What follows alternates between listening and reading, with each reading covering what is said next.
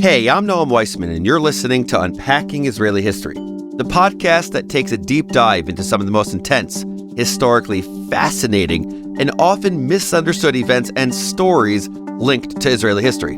And welcome to Season 4. Unpacking Israeli History is generously sponsored by Marcy and Andrew Spitzer.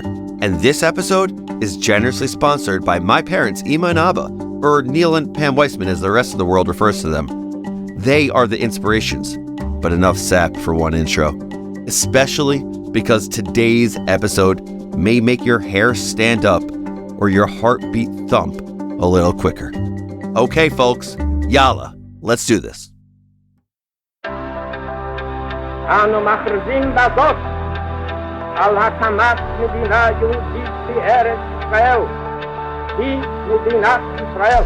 We, the people of Israel, are prepared and anxious to meet the representatives of our neighbors without any preconditions. There are people in Israel and elsewhere say it's impossible to make peace between the Arabs and Israel or the Jewish people. I think they are wrong. 30 seconds can either sound like no time at all or a ton of time. It's only 30 seconds. That's like half a minute, technically. But 30 seconds was all it took to devastate a nation.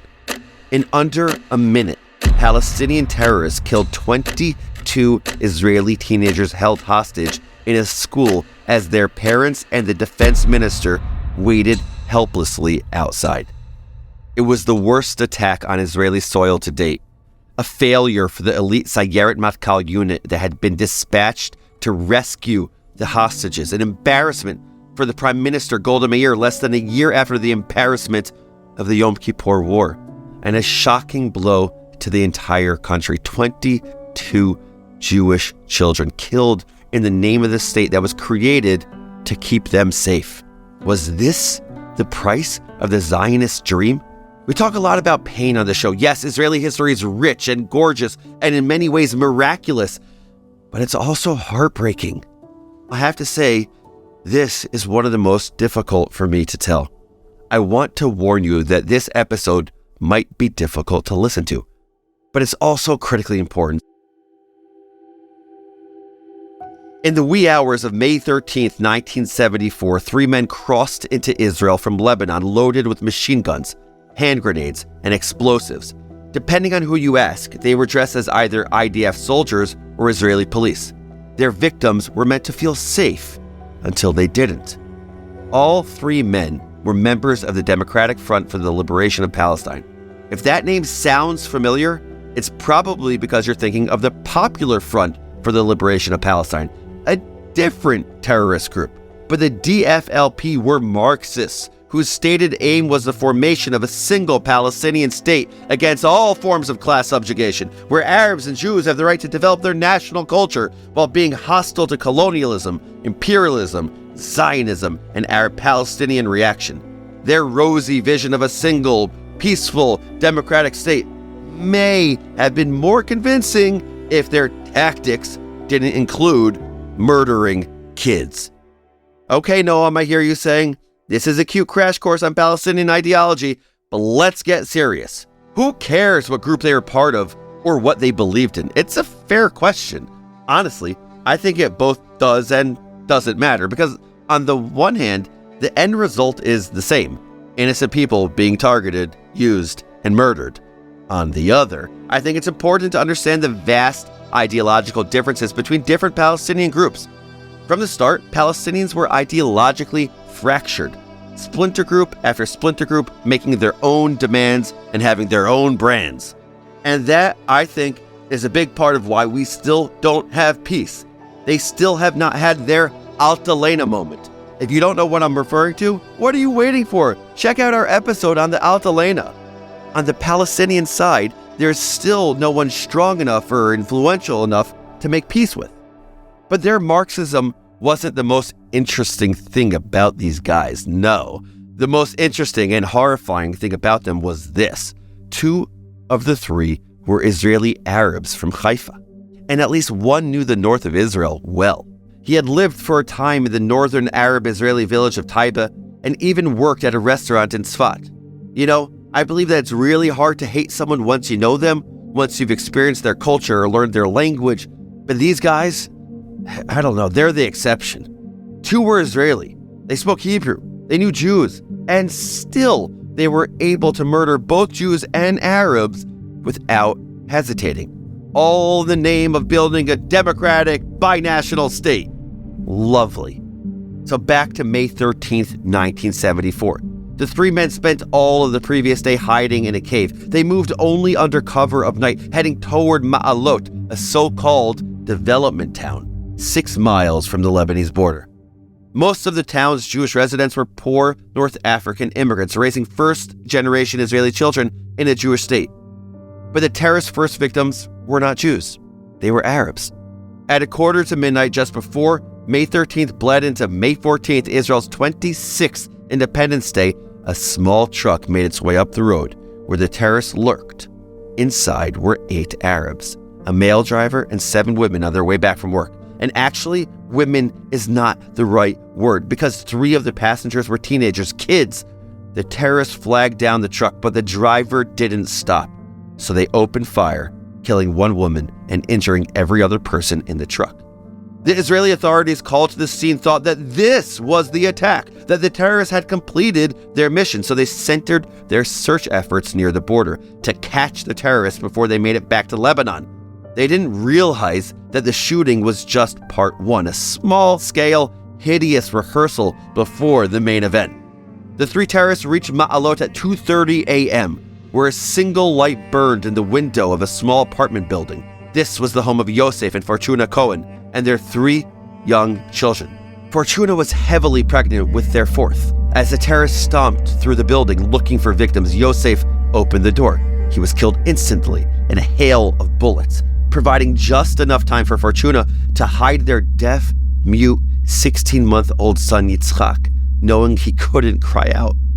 Her 4- and 5-year-old were not as lucky. They must have heard the shots that killed their father. They must have cried and screamed as they too were shot along with their mother and unborn sibling. Of the entire Cohen family, only 5-year-old Bia and baby Yitzchak survived. But the night wasn't over for the 3 terrorists. They had a 3rd mission to complete. They were looking for a school. As they fled the Cohen's building in the early hours of the morning, they came across a local janitor. Remember, they were dressed as either IDF soldiers or Israeli police, and they spoke fluent Hebrew. He had no reason to be suspicious when they asked him for directions to the school. Not until they shot him and left him for dead. The Nativ Meir Elementary School should have been empty at 3:30 in the morning of Israel's 26th Independence Day, but it wasn't. Between 100 and 115 students from a religious school in Tzfat, along with a few teachers, were bunking down there as part of an overnight field trip. Boys on the 1st floor, girls on the 2nd. They shouldn't have been up there at all, according to the students. They were supposed to sleep outside, under the stars. But the northern part of the country was on high alert, so the students and their teachers had been diverted at the last moment from their original route and asked to bunk down somewhere safer. What a hideous, ugly irony. Here's one of the teachers describing their ordeal for the Israeli media. At first, I didn't know what to do. It was a matter of seconds. I pounded on the door. It opened. I ran towards the window and said, "Everyone after me, jump out the window." The boys on the 1st floor were lucky. It was easier for them to escape. Many of the teachers, terrified, jumped with them. But not everyone managed to flee. 85 students, 2 teachers, and a medic remained in the building with the 3 terrorists. The terrorists herded everyone into a classroom, which they booby-trapped, surrounding their hostages with explosives. Here's how survivor Shula Binyamin Rubin describes the next 16 hours. They made everyone sit in the classroom, 80-something kids, and we waited. They didn't let us talk. They didn't let us go to the bathroom at first. But after that, each time, they'd take 3 kids and put them toward a window in the corridor. They'd shoot between our feet, so we'd cry and scream to the government, or to whomever was responsible for freeing the prisoners they wanted. The terrorists sent out a student with their demands. Israel would release between 20 and 26 terrorists being held as prisoners by 6 p.m., or else they'd blow up the school with everyone in it. To make matters even worse, the Israeli government was in something of a shambles. Prime Minister Golda Meir had resigned a month prior, profoundly disheartened by the failure of the Yom Kippur War. in Israel's subsequent economic downturn. Israeli law dictated that her cabinet was forced to resign with her. The new government wasn't poised to take power until June, so the decision rested on a prime minister and a cabinet who knew they were on their way out. Every person in Golda's government was acutely conscious of their legacy. Do they want to be the government who let terrorists kill children?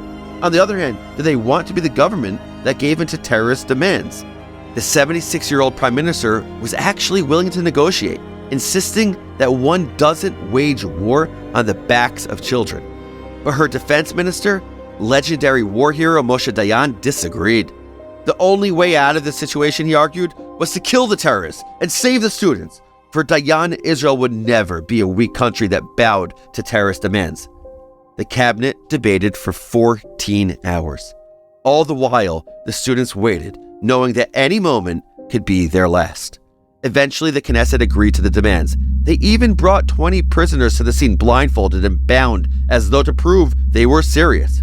By some accounts, this is when the terrorists started dismantling the explosives. The students, though still terrified, breathed a sigh of relief.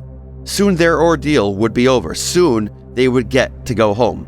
But as the Knesset negotiated with the three terrorists, the army's most elite unit was preparing to storm the building. You might remember Sayeret Matkal from our episode on the Mossad last season. If you don't, go back and take a listen. The super elite commando unit had been around for less than 20 years, and yet their exploits were already this stuff of legend. Only a year before, they'd sneaked into Beirut, dressed in drag no less, and taken down several heads of the PLO. They were confident that they'd be able to storm a school, eliminate 3 terrorists, and save the hostages. They were wrong. 15 minutes before the 6 p.m. deadline, Sayeret Matkal made their way into the school from 2 separate entrances. A team of snipers watched their backs, ready to take out the terrorists. Tactically, it seemed like a good plan, but things went wrong almost immediately. The first team, which went in through the front doors, immediately took a volley of gunfire, and rather than engage in a protracted firefight, they threw a phosphorus grenade. Sounds efficient, right? But here's the thing about phosphorus grenades. In addition to burning their victims, they create a lot of smoke. Smoke that blinded the IDF snipers and the second Sayeret Matkal team as they combed the school for the hostages. Blinded by this smoke, they went to the wrong floor. Worst of all, the snipers couldn't get a clear line on the terrorists. It took 30 seconds, maybe less, for the IDF to realize its mistake. But that 30 seconds was enough time for the DFLP.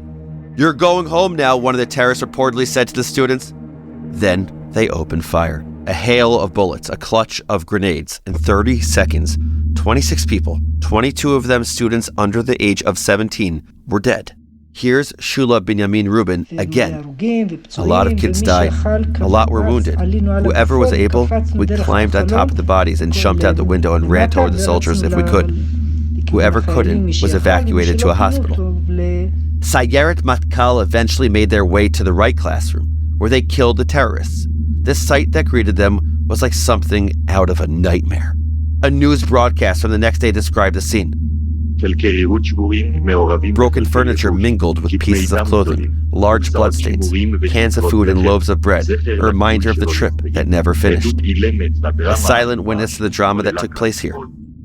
Then principal of the school, Shalom Ma'arti, described it like this.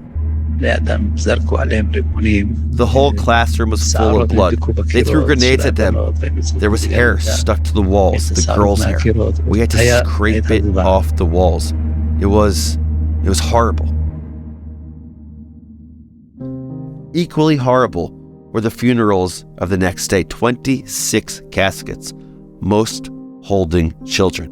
Parents and relatives wailing, collapsing onto the earth. Hysterical relatives had to be restrained or comforted by the police. A group of demonstrators calling for the death penalty for terrorists and urging revenge surrounded the president and the deputy prime minister. Troops and bodyguards had to move in to protect them, and the chief rabbi was led away. Because how do you respond to something like this? How do you recover? It's been nearly 50 years and still the wound hasn't healed. Not for the families of the dead and not for the survivors whose trauma haunts them to this day.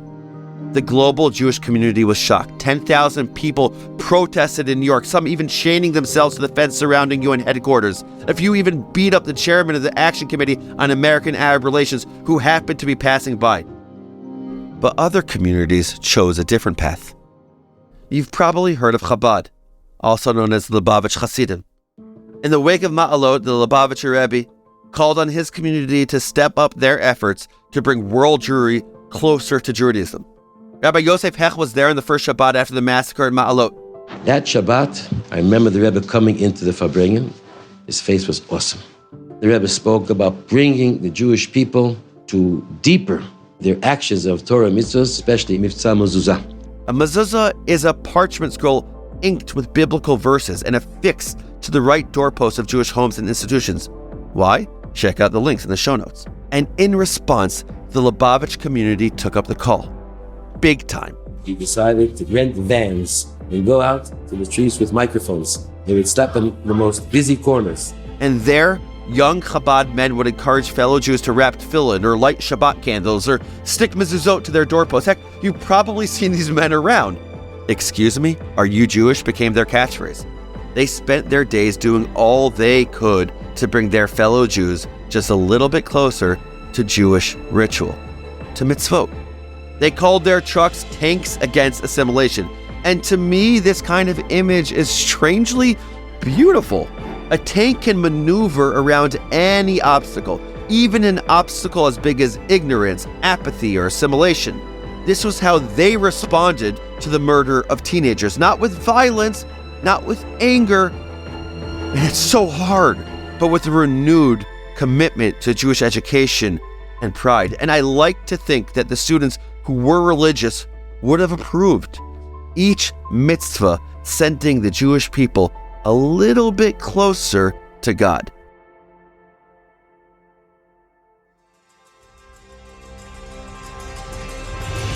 So that's the story of Ma'alot. And here are your 5 fast facts. Number 1, Israel approached its 26th birthday in a bit of a quarter-life crisis. The Yom Kippur War had left the country severely shaken. The prime minister resigned in April, but the new government hadn't yet taken control. Number 2, shortly before Israel's Independence Day, 3 men from the DFLP sneaked through the Lebanese border into Israel, heavily armed and disguised as Israeli soldiers or police. 2 of the men were Israelis who spoke fluent Hebrew. Number 3, the 3 men started their killing spree by shooting up a van of Israeli Arabs, killing a 27-year-old woman. But instead of going back to Lebanon, as Israeli police had assumed, they went further into Israel. Their next stop was an apartment block in Ma'alot. There, they killed almost the entire Cohen family, leaving behind a 16-month-old boy and a badly wounded 5-year-old girl, then fled into the night. Number 4, their next stop was an elementary school, where they found over 100 religious high school students and their teachers bunking down as part of a field trip. Though some managed to escape, 85 were taken hostage. The terrorists demanded the release of tens of prisoners, most of them Palestinians. If the government failed to comply, they'd blow up the school with everyone in it. And number 5, Prime Minister Golda Meir was ready to negotiate. She didn't want to be remembered as the prime minister who fought a war on the backs of children. Her defense minister, Moshe Dayan, disagreed, so they split the difference. The government agreed to release the prisoners, but shortly before the deadline, an elite army unit entered the school to rescue the hostages. They failed. In under a minute, the terrorists murdered 22 students and 4 adults, leaving behind a wound that has never fully healed. I've usually got a lesson prepared after the 5 fast facts and say this line, which you've come to know by heart. Those are the facts, but here's one enduring lesson as I see it. But today's lesson isn't from me. It's from 15-year-old Ilana Turgeman, which some sources call Ilana Ne'eman, who was murdered in Ma'alot along with 21 of her classmates. Shortly before her death, she'd written her parents a letter, which I'm going to read you in translation. I don't know if Ilana was born this wise or if her last few harrowing hours on earth granted her an unusual sensitivity. I do know we can all learn from her final words, no matter how old we are or what our circumstances. Here they are. Dear Mom and Dad, hello. It's 11:25 a.m. and I don't know how many hours I have left to live. So I'm writing to you. I'm sorry, Mom, that I didn't listen to you and went on this trip. Yes, I know you didn't force me to stay, but you were worried and preferred I didn't go. But I went because I knew what I needed to do. I wanted to say thank you for the education you gave me and for the beautiful years I had, all thanks to you. Right now I'm 15 and a half, and if I'm fated to die, I'll die quietly with honor and faith. Yes, faith which you gave me. You always told me that without faith, life is dull and a lot more painful. And now, in these difficult hours, I have a lot of faith, and I also believe you were right. Life doesn't give much to a person. He can't choose much, not when or where he'll be born or to which parents. But I was happy. I was a religious girl in the land of Israel with wonderful parents. I didn't have many hours. I didn't have that privilege, and I guess I won't. But thanks to you, I passed tests of honor, both in the small, dark hours and in the regular, everyday hours. Mom, don't cry too much when I die. When Rivka has her baby, name it after me, Ilan or Ilana. Give the baby the education you gave me, so he'll be strong and know his life's purposes and why he was born. I know your lives were difficult before and after I was born, and that when I die, they'll be even harder. But always remember that the suffering always brought with it hours of joy and satisfaction. I'm not crying, my eyes are dry. It doesn't hurt that I'm going to die, and I'm not sorry. When I say Shema Yisrael in my last hour, I'll think about you. I was supposed to go on this trip. We can't stop living life. The danger lies everywhere, and if heaven makes a decree, it will happen. It's better to live morally and to be killed for the sake of sanctifying God's name. Please give this letter, which will be my last ever, to all our relatives to read, and send them my love. Wish all my friends and neighbors the best of luck. This is my last chance. In another hour, I'll leave you. Goodbye forever. With much love, your daughter, Ilana. Ilana, this episode is dedicated to you, and I wanted to make sure that it was not just your relatives who read this letter, but the thousands of people who listen to our podcast. Ilana was killed a few hours after she wrote that letter. Just as she requested, her sister Rivka did name the baby after her. Her nephew Ilan Shohat was Israel's youngest ever mayor, presiding over the city of Tzfat, where his aunt was born and buried. I don't know if he grew up knowing his purpose as Ilana had hoped, but I do know that Ilana was right about one thing. We can't choose our circumstances or how much time we have, but we can choose how we spend our small hours. We can choose to live with honor, even in the darkest moments. So in the words of American poet Mary Oliver, what is it you plan to do with your one wild and precious life? Whew, that was intense. Thank you all for listening. If you haven't yet, I'm begging you, be in touch with us. I love being in touch with you. Shoot me an email at noam@jewishunpacked.com. Now it's time for our final segment. You know what's coming, Israel Nerd Talk, where we highlight one of you, our amazing listeners. We get the best emails from you guys, and we want to share them with the world. This week, I want to highlight an awesome letter from an awesome listener who asked we don't use his real name, so let's call him Jamil. Here's what Jamil wrote. Hello, Dr. Weissman. Jamil, call me Noam, please. I hope this email reaches you well. I'm one of your dedicated podcast listeners from Sydney, Australia. Thank you so much for providing such a wonderful explanation of Israeli and Zionist history for laymen like me. It's truly captivating and provides so much more context that is graspable for all, unlike traditional news outlets. Perhaps I'm not the typical demographic or target audience of Unpacked. I'm an Australian born to Afghan refugees who fled the Soviet invasion. Ever since, Afghanistan has been overrun by jihadist militant groups. In fact, the last Afghan Jew sadly left the country after the Taliban's return to power last August, erasing the country's diversity. Today's new generation of Afghans, both inside the country and in the diaspora, are struggling to connect to their country, culture, and identity. In addition to 4 decades of war, misinformation on social media is disseminating polarizing historical narratives revised and simplified to fuel identity politics. I want to challenge the misinformation the way Open Door Media and Unpacked does through a nuanced and honest approach. Jamil, as soon as I got this email, I knew we had to open season 4 with it because it's so freaking powerful. I was blown away. Who would have thought that an Afghan listener from Sydney, Australia would connect to Israeli history of all things and use it as a model for how to teach young Afghans the beauty of their legacy, their culture, their history? Seriously, Jamil, this letter really impacted me. And I thank you. Listeners, if you have thoughts, comments, suggestions, ruminations, whatever to share, don't hesitate. Be like Jamil. Send me a message at noam@JewishUnpacked.com. Unpacking Israeli History is a production of Unpacked, a division of Open Door Media. Check out JewishUnpacked.com for everything Unpack related, and subscribe to our other podcasts.